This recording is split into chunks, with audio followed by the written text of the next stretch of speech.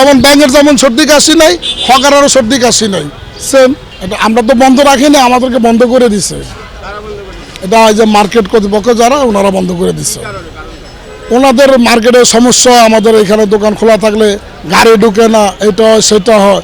কিন্তু বিশেষ করে ফুটপাত উঠে দিছে মূল সড়ক, এটা একটা লিং রোড, এটা কোনো যানজটের আওতাও না, কিছু না, এটা হলো যানজটের বাহিরে, এটা হলো যানজটের বাহিরে। প্লাস এখানে একটা পার্কিং আছে ইজারা, সিটি কর্পোরেশন ইজারা নিচ্ছে, এটা ইজারার আওতার ভিতরে পড়ছে। এই সুবাদে এখানে কোনো যানজট না, কিছু না। আমরা এখানে দীর্ঘদিন যাবত দোকানদারি করে আসছি, কাউকে আমাদের 2 টাকা চাঁদা দিতে হয় না। এখন বাইতুল মোকাররমের এই মার্কেট ওনারা একটা সরলতার সুযোগ নিয়ে আমাদেরকে বসতে দিবে না, এটা হলো ওনার মূল থিংস। এবং এখানে অনেক দোকানদার, সবার এখানে একটা দোকান থেকে অন্তত 2-5টা ফ্যামিলি চলে, সবারই রুটি রোজগার। উনি এটা এখানে করতে দেবে না, ওনার সমস্যা, ওনার মার্কেটের সমস্যা, কি সমস্যাটা উনি ভালো জানে। কিন্তু যদি আজকে প্রশাসন উঠাই দিত, তাহলে আমরা বুঝতাম যে প্রশাসন উঠাই দিচ্ছে, কিংবা সিটি কর্পোরেশন উঠাই দিত, আমরা বুঝতাম এটা সিটি কর্পোরেশন উঠাই দিচ্ছে। কিন্তু এটা প্রশাসনের আওতার বাইরে, সিটি কর্পোরেশনের আওতার বাইরে, মানে উঠানের আওতার বাইরে, এটা উনি প্রভাব খেটে এখানে আমাদেরকে উঠিয়ে দিতেছে। ওনারা হলো যে মার্কেট কমিটির দোলন সাহেব, ওনারা আর কি ব্যবসায়ী যারা, এরাই আর কি। এটা তো আমাদেরকে উঠানোর তো অধিকার তো তাদের নাই, কিন্তু এখন সে পাওয়ার দিয়ে উঠাই দিতে চাইতেছে।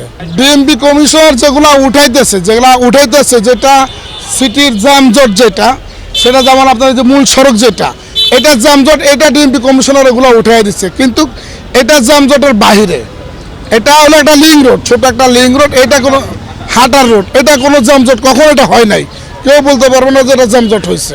আমাদের পরবর্তী কোনো কার্যক্রম কি, আমরা তো কোনো নেতাও না, আর আমরা কোনো নেতার কাছে যাইতেও পারি না।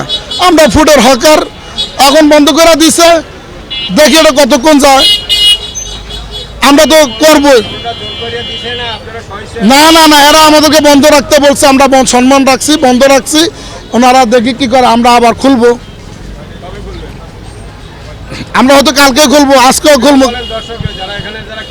আজ যেমন কিছু কিছু খুলছে, এভাবে আমরা সবাই খুলবো, আমরা তো বসে থাকবো না। ইনশাআল্লাহ আগামীকালকে অবশ্যই খোলা থাকবে। সেটা এখন আমরা, এটা প্রশাসন দেখবে, আমাদেরকে তো প্রশাসন দেখবে, সেটাও প্রশাসন দেখবে। আমরা তো আর এখানে কেউ সাথে তো আর মারামারি কাটাকাটি করতে আসিনি, আমরা আসছি রুজি রোজগার করতে, ছেলে মেয়েদেরকে রিজিক হলো এখানে, এই ব্যবস্থার জন্য আমরা আসছি এবং থাকবো।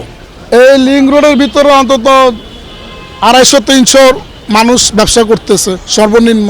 যেমন আমার ফ্যামিলিতে 5 জন, তো এরকম করে তো সবার ফ্যামিলিতে 5 জন 7 জন 2 জন 4 জন সবার আছে। আর পুরা যদি হিসাব করি, যদি আপনি বাইতুল মোকাররম যদি পুরোটা যদি হিসাব করি, তাহলে এখানে অন্তত হকার আছে 700-800। এটা তো আমরা তো কইতে পারতেছি না। এখন আমরা এটা আল্লাহ পাক রব্বুল আলামিন জানে কীভাবে আমরা চলবে, এটা আমরা তো কইতে পারতেছি না।